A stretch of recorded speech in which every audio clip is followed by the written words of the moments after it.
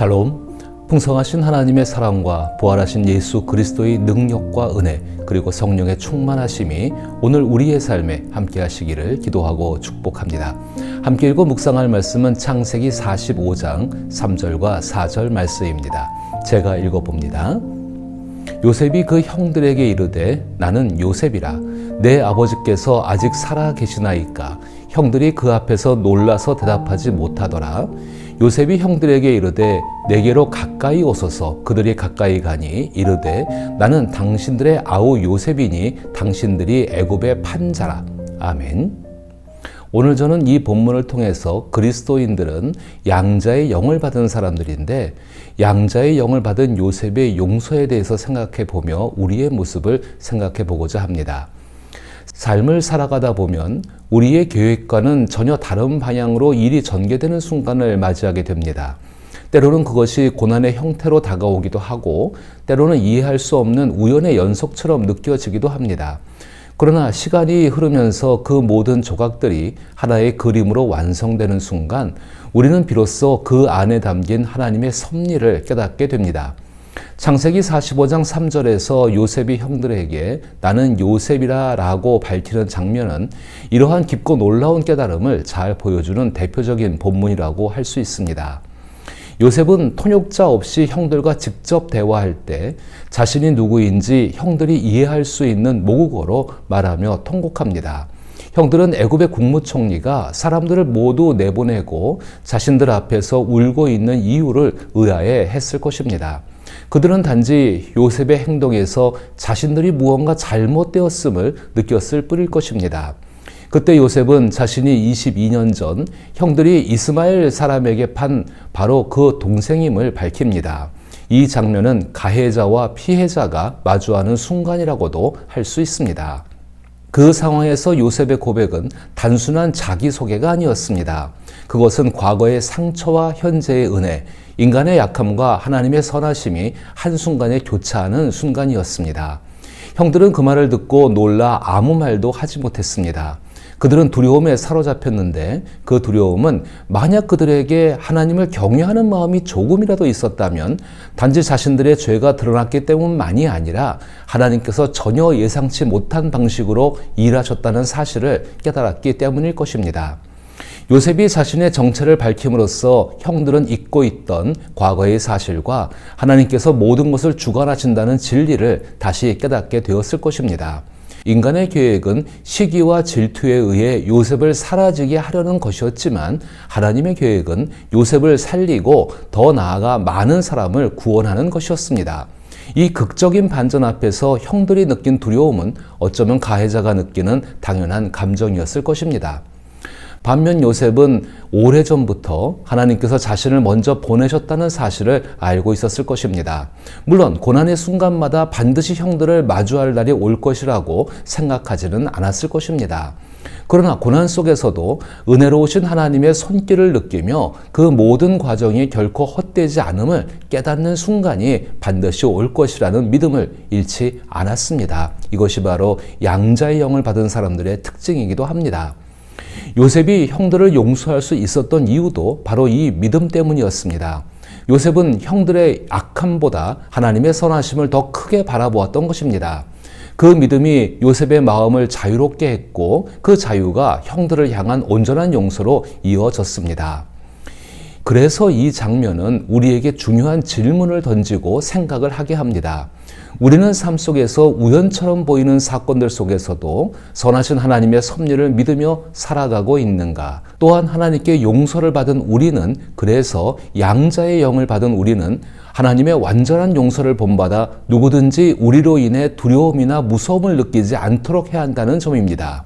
이는 우리를 완전하게 용서하신 하나님께서 우리의 아버지가 되시기 때문입니다.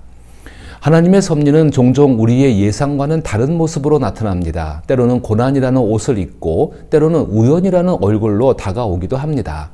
그러나 그 모든 순간 속에서 하나님은 우리를 향한 선한 목적을 이루어 가고 계십니다. 우리가 하나님의 섭리는 선하다는 이 진리를 믿을 때 비로소 요셉처럼 용서할 수 있는 마음의 여유를 갖게 됩니다. 이제 우리 삶 속에서 이루어지는 하나님의 선하신 섭리를 굳게 믿으며 누군가를 용서하고자 할 때 요셉의 태도를 기억하십시오. 요셉은 예수님의 모습을 닮아 있습니다. 우리가 하나님의 완전한 용서를 받은 사람으로서 우리의 용서를 실천할 때 그 마음속에는 또 다른 감정이 자리 잡게 됩니다. 바로 그 사람이 벌을 받지 않으면 어떻게 하지 하는 두려움입니다. 요셉은 형들이 자신을 두려워하기를 원하지 않았습니다.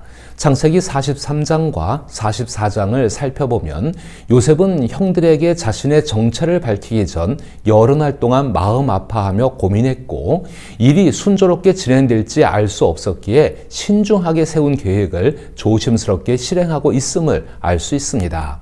또한 요셉은 자신이 누구인지 밝히면서 아버지의 안부를 걱정하는 마음도 함께 표현하고 있습니다. 요셉이 그 형들에게 이르되 나는 요셉이라 내 아버지께서 아직 살아 계시니이까 형들이 그 앞에서 놀라서 대답하지 못하더라. 요셉이 형들에 의해 애굽에 팔려 갔던 때를 떠올려 봅시다. 그 당시 요셉은 아무런 힘이 없는 피해자였고 형들은 요셉의 생명을 마음대로 할 수 있는 가해자였습니다. 그러나 시간이 흐르고 하나님의 섭리 가운데 피해자였던 요셉은 형들의 생명을 좌지우지할 수 있는 애굽의 총리가 되었고 반대로 가해자였던 형들은 아무런 힘도 쓰지 못하는 처지가 되었습니다. 시간이 아무리 지나도 과거의 사실이 사라지는 것은 아닙니다. 요셉이 4절에서 나는 당신들의 아우 요셉이니 당신들이 애굽의 판자라 라고 말했을 때 형들은 마치 얼음처럼 굳어버렸을 것입니다. 우리는 어쩌면 내심 이런 순간이 오기를 기다리고 있었는지 모릅니다. 요셉에게 깊은 상처를 준 사람이 오히려 요셉을 두려워하거나 무서워한다는 사실은 우리에게 어느 정도 위로와 기쁨을 주기도 합니다. 여러 사람이 모인 자리에서 나에게 상처를 준 사람과 눈이 마주쳤을 때 그것도 내가 그보다 압도적으로 우월한 위치에서 있다면 그가 불안해하는 모습을 보면서 우리는 역시 그렇지라고 속으로 생각하게 될 수도 있습니다. 하지만 이러한 감정 속에는 아직도 우리 마음 한켠에 원한이 남아 있다는 것을 생각해야 합니다. 저는 하나님의 섭리를 믿는 믿음과 원한의 크기가 반비례한다고 생각합니다. 즉 하나님의 섭리를 굳게 믿을수록 원한은 점점 작아지고 반대로 원한이 커질수록 하나님의 섭리를 믿는 믿음은 약해집니다. 그러나 우리가 이 세상을 살아가는 이유는 원한에 사로잡히기 위해서가 아니라 하나님의 섭리를 굳게 믿는 믿음으로 살아가기 위함임을 잊지 말아야 합니다. 우리를 살게 하는 힘은 원한이 아니라 하나님의 선하신 섭리를 믿는 믿음입니다. 요셉은 자신에게 일어난 모든 일을 허락하신 하나님과 형들, 그리고 자신을 돌보아야 할 책임에 있는 아버지 야곱에 대해 전혀 원한을 품고 있지 않습니다. 요셉은 형들이 놀란 것을 알고 내게로 가까이 오라라고 말합니다. 그 이유는 매우 단순합니다. 요셉은 형들이 두려워하지 않기를 바랐고 그들을 한 사람씩 포옹하고 싶었기 때문입니다. 실제로 요셉은 나중에 형들을 한 명씩 끌어안습니다. 요셉은 하나님의 섭리를 굳게 믿었기에 원한을 품지 않을 수 있었습니다. 원한이 없는 요셉에게는 두려움도 없습니다. 여기서 말하는 두려움이란 다시 한번 말하는데 형들이 과거에 저지른 잘못에 대해 마땅한 대가를 받지 않을까 하는 걱정입니다. 이러한 두려움은 때로 어리석은 행동을 초래합니다. 우리는 종종 다른 사람들이 우리를 두려워하기를 바랄지도 모릅니다. 이는 내면에서 비롯된 불안한 마음에서 나온 것입니다. 그래서 우리는 겉모습을 꾸미고 위선을 부리며 진정한 자신을 숨기려고 합니다. 반면 우리가 인간 예수님께 끌리는 이유 중 하나는 예수님께서 거칠애를 하지 않으셨기 때문입니다. 예수님은 신비로운 후광을 만들려 애쓰지 않으셨고 평범한 사람들도 편안하게 다가갈 수 있는 분이셨습니다. 원한 없는 요셉의 모습은 바로 그런 예수님의 모습과 닮아 있습니다. 지위와 권력 면에서 요셉은 도달할 수 있는 가장 높은 자리까지 오른 인물입니다. 그는 형들과 거리를 둘 수도 있었고 누구나 인정할 만한 탁월한 업적으로 찬사를 받을 수도 있었습니다. 오히려 사람들은 그런 요셉 앞에 두려움과 경외심을 품고 엎드리는 것을 즐겼을지도 모릅니다. 만약 요셉이 자신을 말로 공격하는 사람들에게 내가 바로가 꾼 꿈을 어떻게 해석했는지 기억하나요? 라며 과거를 언급했다면 모두가 말문이 막혔을 것입니다. 특히 요셉에게 심각한 상처를 준 형들에게는 더욱 그랬을 것입니다. 그러나 요셉은 형들에게 내게로 가까이 오라 라고 말합니다. 요셉은 자신이 형들보다 우월하다고 생각하지 않았고 형들로부터 우리 형제 요셉 정말 대단하다라는 칭찬을 듣고 싶어 하지도 않았습니다. 요셉이 바란 것은 형들이 자신을 두려워하지 않는 것이었고 요셉이 원하는 것은 존경이 아닌 두려움 없는 사랑이었습니다. 요셉이 형들에게 바라는 마음은 예수님께서 우리에게 바라시는 것과 다르지 않습니다. 예수님은 우리가 하나님 아버지와 예수님 자신을 두려움 없이 친밀하게 대하기를 원하십니다. 로마서 8장 15절에서는 너희는 다시 무서워하는 종의 영을 받지 아니하고 양자의 영을 받았으므로 우리가 아빠 아버지라고 부르짖느니라 라고 분명히 말씀하십니다. 아버지에게 학대나 상처를 받았거나 아버지가 없어서 하나님을 아버지로 받아들이기 어려운 사람들도 있을 수 있습니다. 하지만 누구나 하나님 아버지와 올바른 관계를 맺기 위해서는 완전한 아버지의 모습을 알아야 합니다.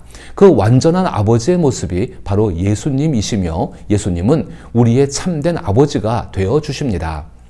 예수님께서 부활하신 그날 제자들이 가지고 있던 죽은 자를 살리시는 절대신이신 하나님에 대한 두려움은 예수님으로 인해 경외감이 깃든 두려움, 즉 하나님과의 친밀한 두려움으로 변화되었습니다.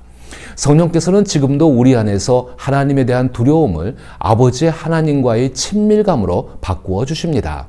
성령의 일하심을 통해 우리는 하나님께서 우리를 사랑하시고 받아주셨다는 사실을 깊이 느낄 수 있습니다. 하나님은 하나님께 용서받은 자들이 하나님을 단순히 두려워하는 존재로 남겨두기를 원치 않으십니다. 이는 우리가 하나님의 영광과 능력을 느끼지 못하게 된다는 뜻이 결코 아닙니다. 오히려 용서받은 자로서 우리는 예수님을 통해 하나님 아버지께서 베푸시는 부드럽고 따뜻한 사랑을 경험하게 되는 것입니다. 요셉은 형들이 자신의 잘못을 더 깊이 깨닫고 진심으로 뉘우치길 바라지도 두려움을 심어주려 하지도 않았습니다. 그가 바란 것은 단지 형들이 자신을 사랑해주고 형들이 형들을 향한 자신의 사랑을 느끼길 원했던 것입니다. 예수님께서 우리에게 보여주시려는 것도 바로 이와 같습니다. 예수님은 하나님의 임재 앞에서 우리 마음이 평안해지길 원하십니다. 이처럼 우리도 누군가를 진심으로 용서할 때 그들이 우리를 두려워하기를 바라지 않게 되는 것입니다. 우연처럼 일어나는 일들이 우리의 인생을 바꾸기도 하며 이해할 수 없었던 고난도 시간이 흐르면서 하나님의 계획 안에서 그 의미를 드러내곤 합니다. 이러한 깨달음은 우리를 겸손하게 만들고 삶을 보다 넓은 시각으로 바라보게 합니다. 또한 하나님께서 먼저 우리를 용서하셨다는 사실을 깊이 깨달을 때 우리는 다른 사람을 용서할 힘을 얻게 됩니다. 용서는 단순한 감정의 문제가 아니라 하나님의 섭리를 신뢰하는 믿음의 문제이며 그 신뢰를 가진 이들에게 주어지는 은혜의 열매입니다. 그러므로 우리 삶 속에서 양자의 영을 받은 요셉처럼 선하신 하나님의 섭리를 신뢰하는 믿음으로 살아가야 합니다. 과거의 상처와 원한에 머무르지 말고 모든 상황을 허락하신 하나님께 맡기며 용서와 사랑으로 예수님을 닮아가는 것이 진정한 믿음의 길임을 믿으시기를 바랍니다. 예수님을 본받아 누군가를 온전히 용서할 때 그 사람이 나로 인해서 두려워하지 않고 오히려 평안한 친밀감을 느낄 수 있도록 마음을 열어주시기를 기도합니다. 그때 우리의 삶은 예수님과 요셉처럼 존귀한 모습으로 빛나게 될 것입니다. 이러한 삶을 성령님의 도우심 가운데에 살아가기를 간절히 기도하며 축복합니다.